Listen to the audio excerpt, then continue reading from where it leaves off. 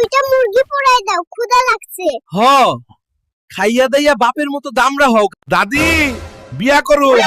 তোর এই শরীর দেখে কে তোরে বিয়া করব বাপ? দাদি তুমি কইছিলা আমারে কে বিয়া করব? দেহ বউ লই আইছি।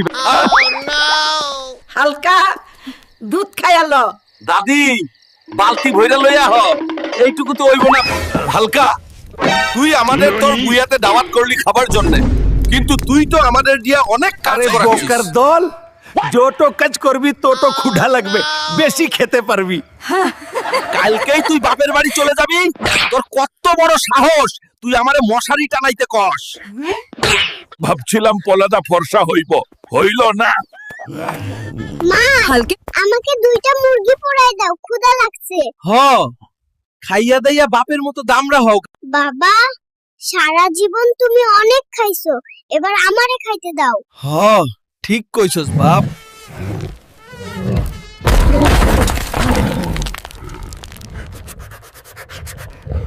শালার মশা, তোকে একবার ধরতে পারলে ফাঁসিতে ঝুলাবো।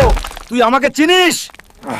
আরে একদম হালকা ছুইলাম, কেন ভেঙে গেল? তুমি হালকা টাচ করলেও আর্থকোয়েক হই। মাসি বাচ্চা হুলকা আমারে ঠিক মতো খাইতে দে, নাইলে তরে সহ খাইয়া ফেলামু, কইলাম।